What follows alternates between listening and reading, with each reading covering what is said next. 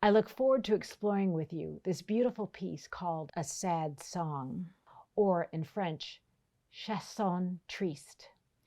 The work is in 5/4 time, and we really don't realize what time signature we're in because we have such interesting pedaling in the left hand going on with the chords.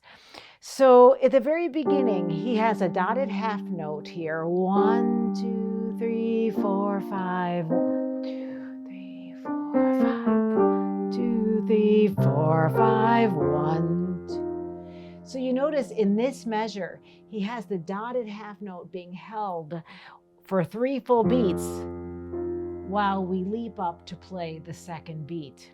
And we see this again in, let's see, in measure 9, where the poco più mosso begins. 1, 2, 3, 4, 5. 1, 2, 3. So do you hear that nice bleeding of harmony? 1, 2, 3, 4. 1, 2, 3.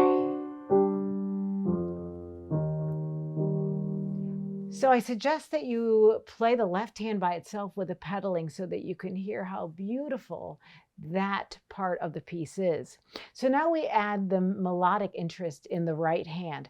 Whenever there is a romantic melody, sing it out. So we notice there are quite a few lovely high points of each phrase, or the phrase goals. So in that particular long phrase, you might think of there being 2 phrase goals. Here's the first one. It continues around that nice little ornament. Then it's quiet. And then we have a secondary phrase goal at the end of the phrase. Okay, so I'm going to take you through the first A section. He writes with rubato, which means we can have a lot of give and take in the tempo. And then the B section is marked poco più mosso, which means, as you know, let's go a little bit more, let's have a little bit more motion in the work.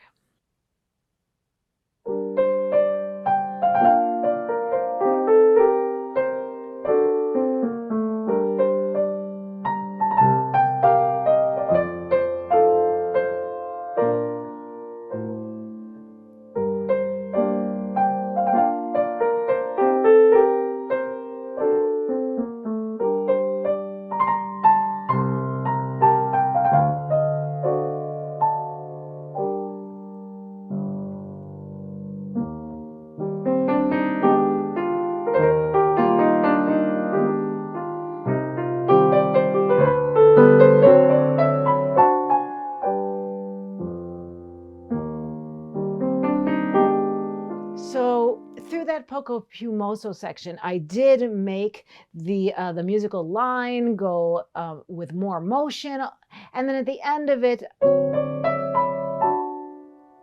we put a ritardando in, and then there's an a tempo, so he repeats this B section.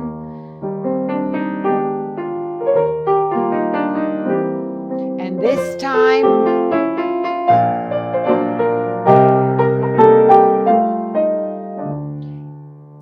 that was the musical climax of the entire piece. So we can take more time at the end of the phrase, and we can certainly make it a beautiful, warm, big sound.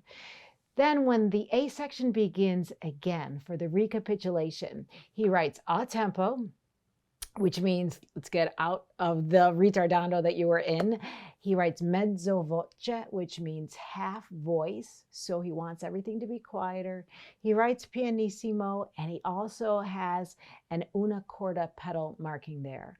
So it's up to you as to how long you keep the una corda pedal on. I'm going to use it, and I'd like for you to see and hear when I actually come off of the una corda pedal. Because remember, I don't want it to be something that I just use to make everything quieter. I want it to be a completely different timbre.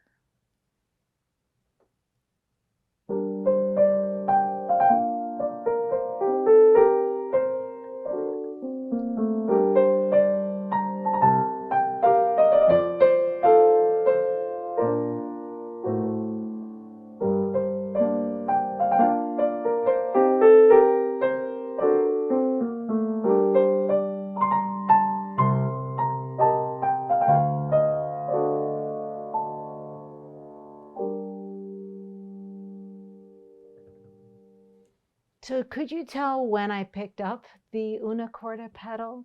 I actually picked it up after the very first phrase of that A section, and I used it again for the very last chord to give it a feeling of true sadness, of losing something, and for it to never come back.